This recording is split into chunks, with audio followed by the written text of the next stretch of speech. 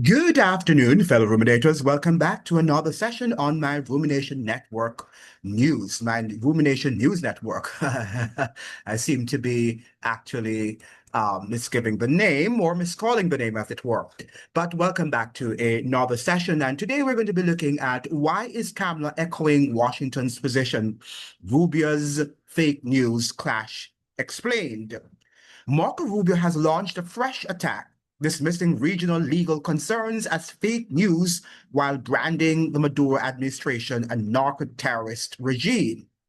But what shocked many across the Caribbean is Kamla Persad-Bissessar's alignment with Rubio's narrative, echoing Washington's talking points at a critical moment in Caribbean US-Venezuela relations. In today's breakdown, we dive into why Rubio is doubling down on the US narrative, why Kamla is amplifying it, and how all of this affects Trinidad and Tobago, or Trinidad and Tobago's role in the region, especially with the Dragon gas deal under global security. Was Kamla simply playing politics?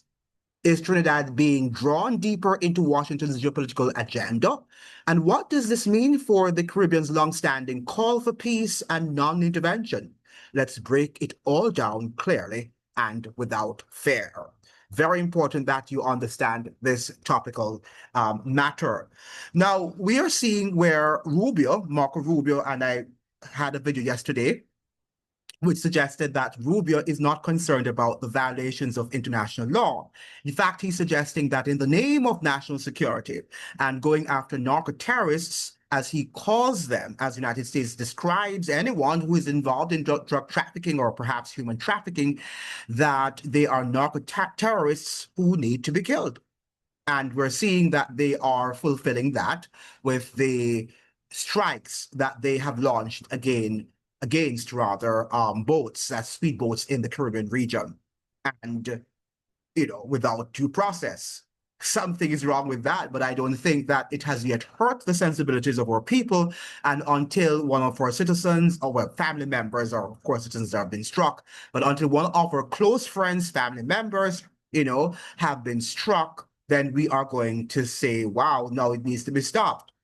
Okay, but remember now that there are individuals, these individuals who have been struck, they have family members and they have loved ones. So we have to be particularly sympathetic, saying to ourselves that it could be us, or when is it going to be my turn? Okay, so we have to ask ourselves these questions. But, Kamla Persad-Bissessar is suggesting that she is still supporting the United States in its claims on the war on drugs, that we have to get rid of these violent criminals in the region. Now, who are these violent criminals? That's the question that we've been asking. And who is at the head of narco trafficking worldwide?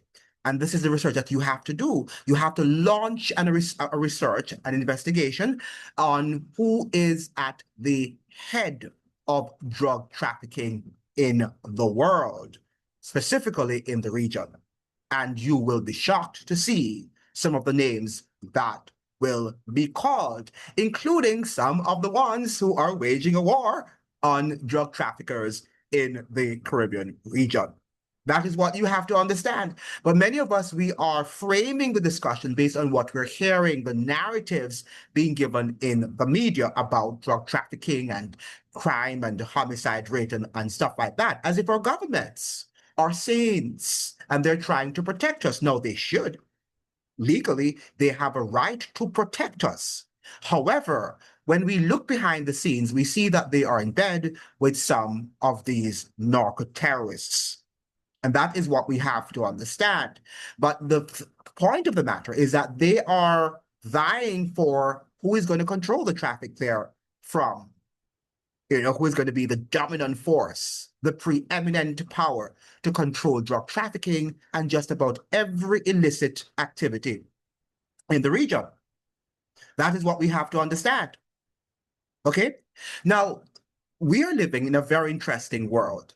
And Mrs. Persad-Bissessar, who is Prime Minister of Trinidad and Tobago, one would have thought that she would have understood, based on history, that it is not the right thing to side with the United States, especially if she's doing the wrong thing.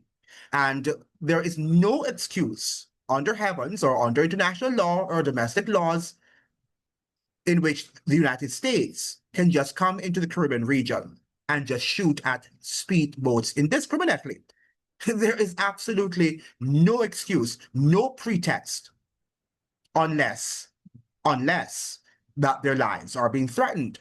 Now, the speedboats were attacking U.S. citizens or attacking the citizens, and they would have to come, the citizens, the country would have to come up with some amount of legal framework, with the legal framework to be able to charge these people or to apprehend them, to convict them, okay? To charge and convict them, but not to suggest that we're just going to shoot at random people on a speedboat. What world are we living in? Are we even living in a civilized world, or are we going back to the Stone Age? That sounds like a Stone Age world to me. And those of you who think that is going to happen and afterwards you are going to be ushered into a world of peace where you're going to dwell in paradise, I have news for you, because that is not going to ever happen. We are being plunged again into the Stone Age era, if you don't understand, where there is no law and people can do whatever. Your kings and your queens can do whatever they want to do with your lives. And that is what you have to understand. We should be living in a law-abiding country or world in which the rule of law is what we adhere to. But what is happening right now is that Trump and the United States and Marco Rubio's, these people are defying the tenets of international and domestic laws, not only international laws, but our own domestic laws. And we prefer here in the Caribbean region to live in a zone of peace. Will we live in peace in totality? No, never. No country will ever. No country will ever live in peace in totality. We're not living in a sinless world. We're living in a world where people are mentally ill and deranged. So you're going to have attacks. People are going to steal. Unfortunately, crimes will continue. But what the government has been placed there to do is to deal with them in the remit of the law, not to deal with them in a way that you can run roughshod over the law and do whatever you want to do. Because if they do that, eventually they're going to tell you that they can do whatever they want to do with your life too. And what are you going to do about it? Have you read about what happened during the Dark Ages? And I wonder if people understand what happened during the Dark Ages and why the Protestant Reformation was very important. I don't know if they understand that it was the church and state that came together and that forced people's conscience into believing what they wanted them to believe in. And you'll be burned at the stake. And this is the world that we are regressing, we're moving back to. And we are not seeing it. We think that we're living in a modern time, right? And modern it is, in the sense that we are a vicious set of people. That's what we are in these modern times in which we live. And that is what you have to understand. Now, it was interesting yesterday as I talk about Kamla Persad-Bissessar and Trinidad, okay, as I talk about the Prime Minister and her country and her citizens, I must say something I observed yesterday that was rather interesting, that you could see a packed stadium, where Trinidadians were last night watching a game, a football game, what you call a soccer game between Trinidad and Jamaica, right? The soca boys and the reggae boys. Bread and circus. Talk about bread and circus. Now, you have what is going to be an impending war in which your prime minister is not making the best of decisions, and Trinidadians prefer to go and pack a stadium about a guy or a group of guys kicking a ball. And that is what entertains us. That is what titivates our minds, rather than participating in a protest action that was, Abdullah or anybody else would have launched. It doesn't have to be Abdullah, it could be somebody else.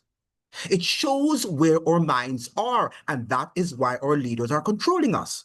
And that is why we think we're living in a movie world. Even when I talk about Putin and I talk about Xi Jinping and I talk about Donald Trump, it's almost like you're thinking that they're waging a war against each other. And I'm saying to you that these are contrived wars, and they are waging the war against you and I. That is what you have to understand. It's not against Nicolas Maduro per se. Well, they want him out because he is symbolically representing, he is representative of those people, those you and I, including you and I, okay, who will resist US diktats and US wishes and demands. That is what you have to understand. He is just symbolizing that. And because he's a leader of Venezuela, he has to go. And dare you or dare me, okay, challenge the diktats of the US and US hegemonic power. And that is what Nicolas Maduro is doing. And Trump is suggesting the US empire is intimating that he has to go under any circumstances. But they have to give you a pretext. They can't tell you as raw as I'm telling you. They have to tell you that it's in the name of national security, right? It is in the name of national security. But for you, you'd rather think that you're in a movie world and you have these powers fighting against each other, and who is going to emerge the winner? Who is going to emerge the winner? But let me just say to you, you and I are not going to emerge the winner, right? One of these elite families will emerge the winner, but not you, not I. That is what you have to understand. Okay? And I'm telling you that even the freedoms that we're about to lose, the civil and religious freedoms, yes, religious freedoms, because once you don't have, when you talk about the religion, you're talking about morality, you're talking about conscience. Politics doesn't have anything to do with conscience. It is religion that has to do with conscience. So if you think that religion doesn't play any role, you are going to make you are going to make the saddest mistake of your life. Because what they're trying to control right now is your conscience. By the way, do you know that when you talk about moral authority, who is the moral authority of the world? And all presidents of the United States, recent presidents that is, have acknowledged that the Roman Catholic papacy is the moral authority in the world. That institution that waged war against Europe during the Dark Ages because they would not bow to Roman Catholicism and the papacy, that institution that also is responsible for all the wars that have been waged, from the French Revolution right down to the two world wars. Go and read the book by Abraham Manhattan about the Vatican in world politics, and you will see The Keys of This Blood by Malachi Martin. Go and read those books, and you'll see that the Vatican controlled all of what is happening in politics. In fact, Abraham Manhattan suggested in his book, in the opening of his book, in the introductory chapter, that there is nothing happening in the political realm in which the Vatican doesn't play a role. Absolutely nothing. Right? So you can understand what is happening in Venezuela. She also has a role to play. The drug trade, she has a role to play. And you are playing games. You are looking at Soca Boy versus Reggae Boys. And when the rubber hits the road, what are you going to say? What are you going to do when you don't know if you're going left or you're going right? Okay? So don't be on the side. And what I want to say is that China is the standard for where we're going in terms of a repressive government, in terms of surveillance. That is where Western societies are moving to. So they're pretending as if they're warring against each other, but behind the scenes, They're not. They're setting the stage in which they will have, or they will be, of one mind. That is what you have to understand. So surveillance state, national IDs, global control, digital economy, that is what China has. This is where we're moving to. But they have to give you the grand illusion that they are waging a war against each other, that they're enemies. And you're batting for one. You're saying that China is more powerful, or Russia is more powerful, or the United States is more powerful. And like the children with infantile minds, you don't understand that that is all about mind control, because you've watched too many movies and you've played too many video games. So they're playing a game with your minds, with your little minds. And I'm trying to tell you to wake up.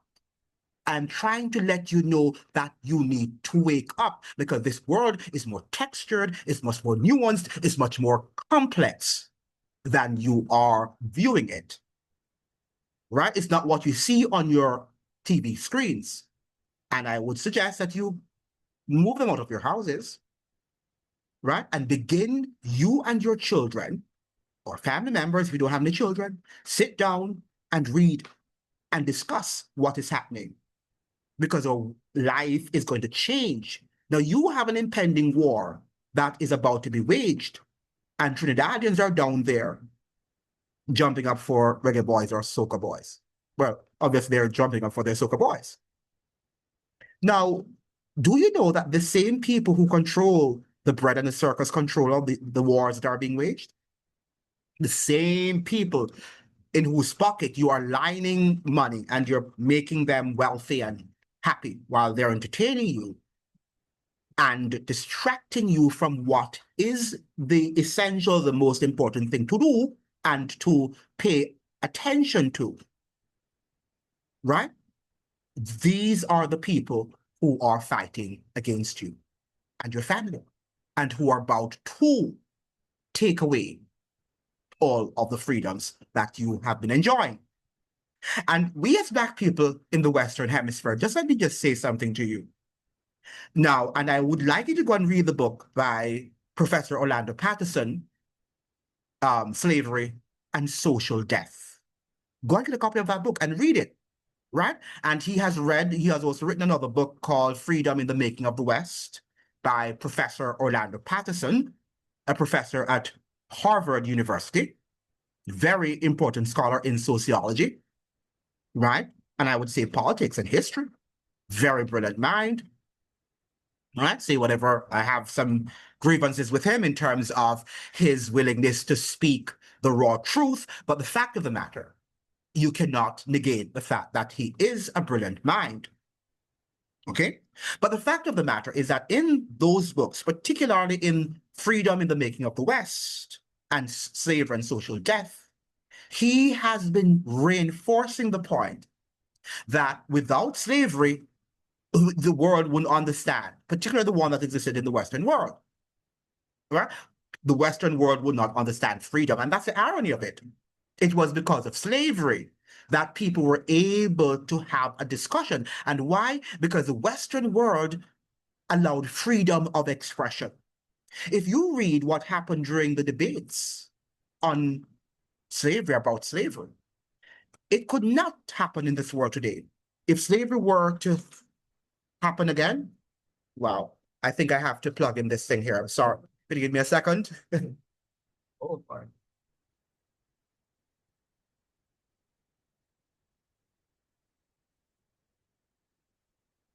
Sorry about that. Yeah, if slavery were ever to be resuscitated, okay? If slavery were ever to be resuscitated, to be resurrected, it would not be at this moment. It would be a fertile ground for which it could exist. Why?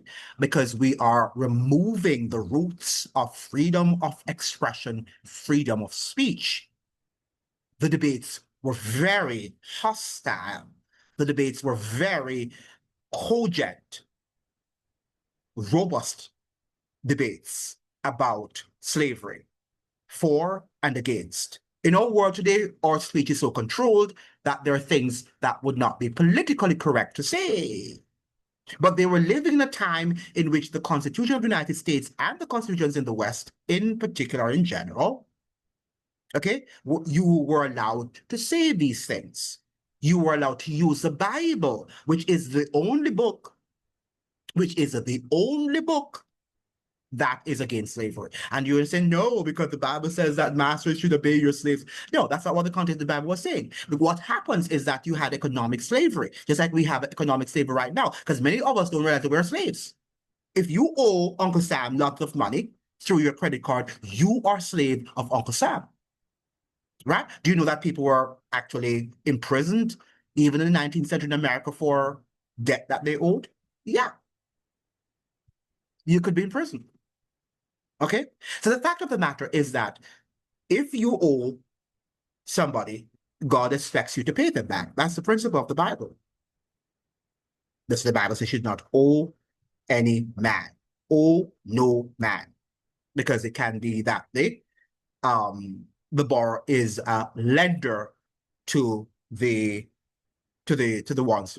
person who lent the money to him, to the giver, to the lender, right?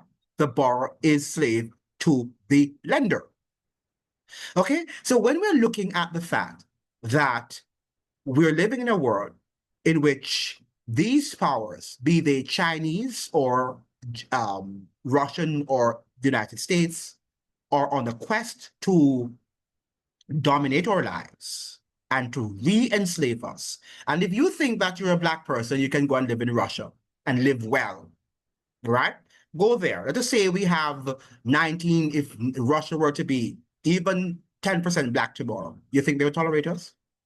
A few Blacks are living there and perhaps are doing well, but that's not in the majority. Even the minority, even if we had 10, if Russia had 10% or more, all right, Black people, it was going to be a problem. They wouldn't allow us to be in their parliaments or whatever they have there, right? The same thing for China. The same thing for China. So when you're batting for China, as bad as the West is for now, because we're losing all of those privileges and the freedoms that we are talking about, this is the only era where we have been able to achieve a certain amount of economic privileges. I'm not suggesting now that in Africa people don't, but of what you have to understand is that even before we came from Africa, right? Yes, there are some countries that were doing well, but not to the extent of having a very large middle class. Because if you don't have freedom of expression, you won't have a large middle class. And the United States is the country that has perhaps in history produced, well, now it's now waning, and it's now being demolished because all of the freedoms are going, that has produced a mass middle class, right? It's not going because they too are rejecting their roots, the roots of freedom, the roots of Western civilization. So yes, we can bash Western civilization, but we ought to look at the good qualities too, right? We ought to look at the good qualities of Western civilization. And we can see slavery wasn't good. But we can say that through the constitutions that they were able to craft, that they were able now to allow us to discuss about it, to have robust debates about it. And hence, it came down, at least, chattel slavery. We know we still have, like economic slavery going on and other types of slavery going on, but not to the wide-scale extent that we had it before the US Civil War and the rebellions that happened in the Caribbean and so forth and so on. Okay?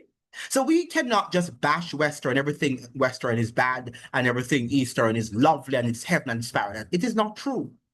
It is not true.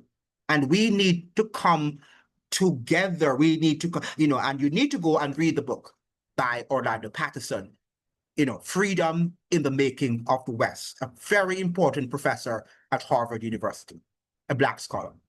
Go and read his book. freedom in the making of the West, and slavery and social death. Go and read it. Because we like to bash Western civilization, and there's much to criticize, and there's much to denounce. But we also have to be fair and stop dividing and think that if you're a Pan-Africanist, you're pro-Africa, as if Africa is all that glitters, right? You know, when sometimes you hear the Pan-Africanists speak about Africa, I'm really wondering, is it the same Africa that I've read about, right? And you see lots of poverty, people, they're living in poverty, not everybody, and don't get me wrong now, but the wealth is not equally distributed. And the very wealthy live like kings. Okay? The very wealthy live like kings. And the Africans, who you come across, and if they have money, well, you can't even talk to them. Whether you're black or you're whatever, they are so cocky and as if they are kings and nobles and they belong to the nobility class. And black people on the whole tend to behave like that. And when white people behave like that, you say, wow, they're racist. But you're racist too. You are also racist. If you think that by some little education you have and by merit of getting some money amount you've accrued some amount of money, that you are on top of the world, then you are also racist because it's a power game that you're also playing. Okay? So this is what I wanted to say this afternoon. I don't think Kamla Persad-Bissessar needs to wake up.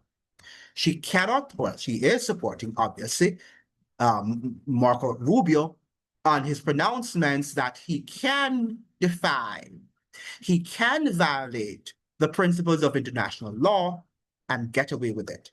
Nothing will ever happen because he's doing it in the name of protecting the citizens of the United States and the wider Americas, which that is nonsense. We know that is not true. We know that that is not true because if they want to protect the citizens of the states and the Caribbean and Latin America by extension, they need to have a dialogue and to see how they can work together. But they can't pit one country against the other, one CARICOM country against the other. We know that divide, and that is how they conquer. Right? We have to work together as a region to see how we can minimize, we can reduce the criminal and transnational elements worldwide and regionally. Okay, we have to do that, but that's not what we're doing. United we stand, divided we fall. That is what the entire world's about. If we're not united under the banner of truth, then we are going to fall. Okay, and that is what the point I'd like to emphasize on this video today, that if we are not united, we're going to fall. And I think falling, we are. Okay? So will you, ladies and gentlemen, stop the watching of these sports nonsense, right? Turn off the TV and begin to discuss with your family members and begin to mobilize and say we have to speak to our government, we have to write letters to them, we have to educate our people, use some of these videos that I'm publishing, some of these materials that people are writing, books that they're writing, like Professor Orlando Patterson, and discuss these things. Elevate your mind. The thinking that you went to school and you're educated is not really true. You are indoctrinated into a certain profession, right? And you think that you're educated, but you're not. Education means that you can think widely and your minds are not titivated by the sports. Okay, a boy kicking up a ball and hey, ho, wow, get up, as if that is going to change your life, right? And the same people who have it, the bread and the circus, that they've created the bread and the circus, that was created under the Roman Empire to distract, and they said it was to do so, to distract the people from the pain that they're suffering. and that the government can just exploit them without their even understanding that that is so. And the same people, what hurts me is the same people who are causing you the pain are the ones you're putting money into their pockets for watching their games and creating this big thing out of nothing. Yeah, whether it was the reggae boys or the soca boys who won, it means absolutely nothing and will not improve your lives. It will not stop the war and the effects of the war. And perhaps you will not be able to see another sport in that stadium, particularly if there's a war and they bomb it down. You know, we hope not. Okay, but your entire world can change. And how are you going to cope when you don't have a TV and you can't watch the reggae boys and the soca boys anymore? Okay, but if that's what you want, if that is what you want for you and your children and posterity, then so let it be. Because these guys and their agenda is serious, or serious, I should say.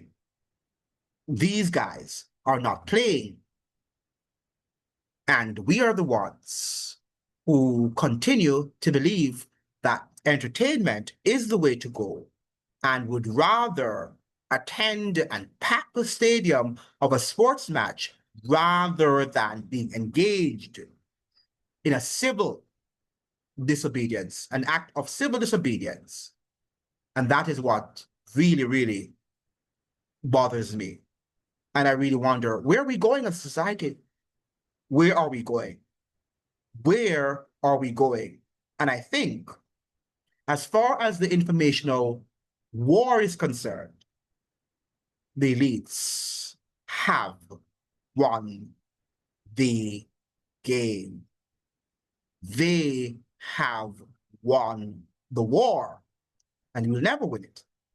Because, as the Bible says, my people are destroyed for lack of knowledge. Thank you so much for joining. I hope that you like, share, and subscribe. Like the video so the videos can be shared with as many people on the platform. Remember to share the videos because YouTube doesn't want to share them. So I depend on you to share them so that people can learn and learn truth, because truth is what will set us free at the end of the day, not the mere fighting a battle, but truth. Truth is what empowers and that which sets the mind free. And if the mind is free, then the body is also free. All the best to you, Cham.